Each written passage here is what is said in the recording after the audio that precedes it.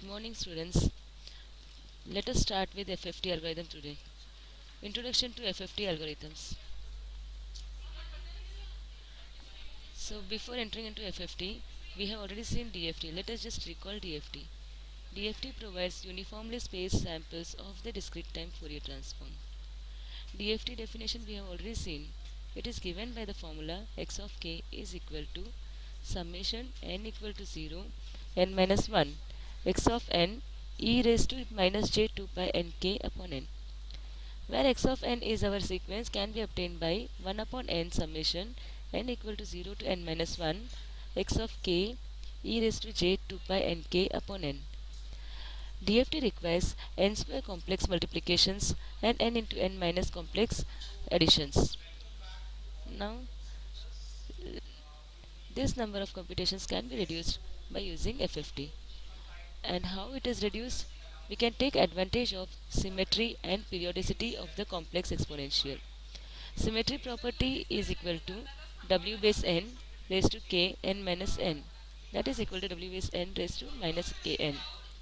Periodicity is w base n raised to kn is equal to w base n raised to k into n plus n. Algorithms that exploit this property is called as fast Fourier transform. We can exploit this in two ways: decimation in time algorithm, decimation in frequency algorithm. Let us see decimation in time algorithm. Consider the expression DFT. We are going to split this DFT into even and odd input samples. So x of k is equal to summation even samples plus summation odd samples, that is equal to summation x of 2r plus twiddle factor summation x of 2r plus 1. Now you can see that x of k is split into two terms, which we are going to draw further. Now this can be written as x of k equal to g of k plus w base n raised to k h of k. So first one is n by 2 DFT of even samples, second one is n by 2 DFT of odd samples. Say in case of capital N equal to 8, this is 4 point DFT and h of k is 4 point DFT.